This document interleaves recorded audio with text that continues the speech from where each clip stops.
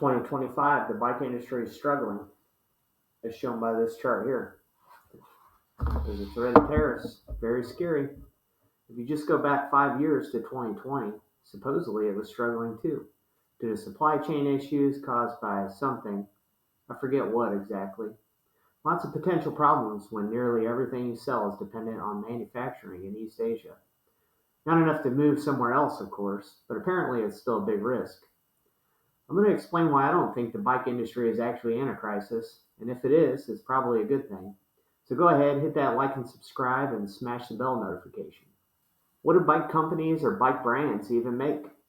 Ask yourself that question. I would argue most bike companies are really just marketing teams and a down tube logo.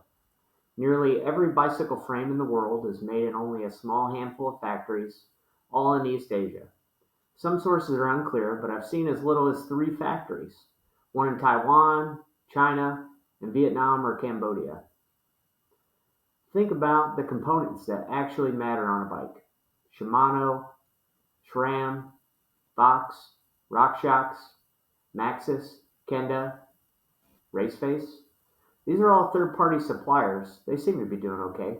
The bike manufacturers are having frames made by contract on the same global frame factories, then assembling bikes with these other manufacturers' components, putting their name on the down tube. They literally do the same thing I do at my garage, just on a much larger scale. If every US bike company went out of business tomorrow, I don't think it would make a difference. None of these global frame factories are closing. Some venture capital firm would just buy their logo and continue to slap it on the same third-party manufactured frames, and people would buy it for nostalgia. Marketing teams for bike companies know this all too well.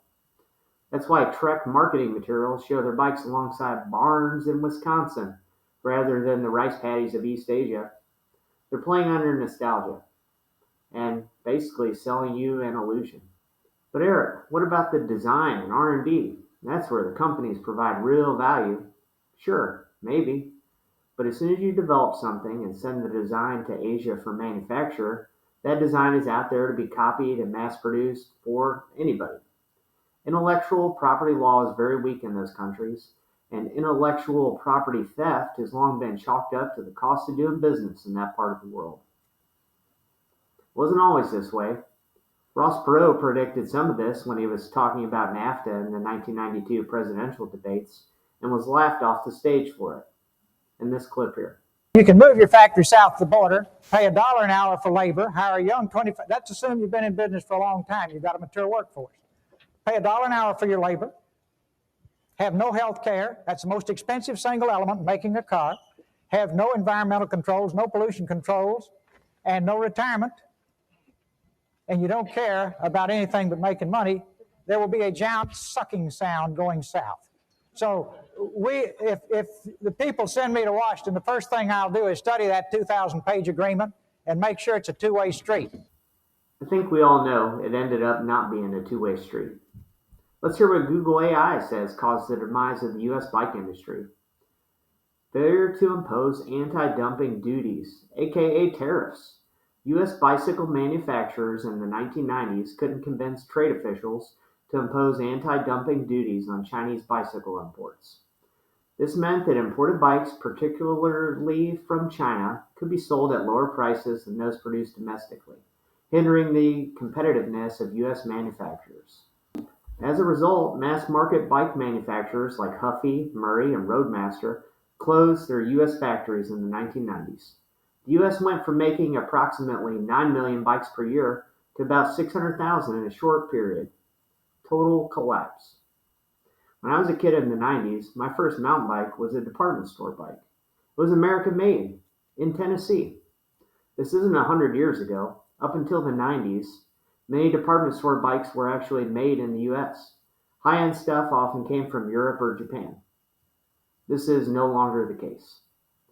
I would say the actual bike manufacturing crisis happened 30 years ago, before it was on the internet and anyone paid attention to it.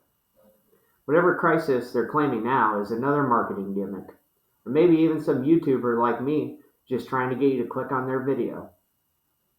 There's not really a bike manufacturing industry in the US anymore, other than a few small boutique manufacturers. I'm not sure what the solution is. Many of these companies will rather go out of business than consider or explore manufacturing alternatives. The reality is, many don't know how or are incapable of it. They turned themselves into finance and marketing teams 30 years ago and got rid of everyone who knows how to actually build anything. It's capital intensive to set up a factory and take skilled labor. That's not something marketing people know how to do. It takes time. It's also seen as a risk.